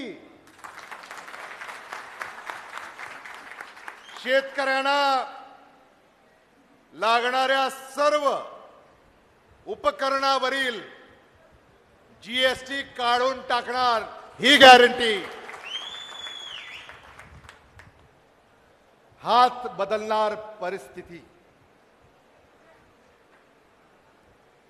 आणि म्हणून याच्यासाठी आपल्याला इंडिया अलायन्स सरकार याला पाठिंबा द्यायचा आहे. आज मी हा शिवसेना पक्षाचा स्कार्फ, उल्हास दादा, हा स्कार्फ सुद्धा कोणी तयार केला माहिती नाही, कोणाची कल्पना आहे मला माहिती नाही, पण या स्कार्फवर आपण जर बारकाईनं पाहिलं तर उद्धव बाळासाहेब ठाकरे यांचं छायाचित्र तर आहेच, हिंदू हृदय सम्राट बाळासाहेब ठाकरे यांचं छायाचित्र तर आहेच, आदित्य ठाकरे यांचं छायाचित्र तर आहेच, पण इंडिया अलायन्सच्या सोनिया गांधी यांचं देखील छायाचित्र आहे. इंडिया अलायन्सचे राहुल गांधी यांचं छायाचित्र आहे. इंडिया अलायन्सचे शरदचंद्र पवार यांचं छायाचित्र आहे. आणि इंडिया अलायन्सचे अरविंद केजरीवाल यांचं छायाचित्र आहे. आपल्या पुढे आहे. म्हणजे आज आपल्याकडनं सुद्धा खूप शिकण्यासारखं आहे. आणि म्हणून या इंडिया अलायन्सच्या पाठीशी आपल्याला उभं राहायचं आहे.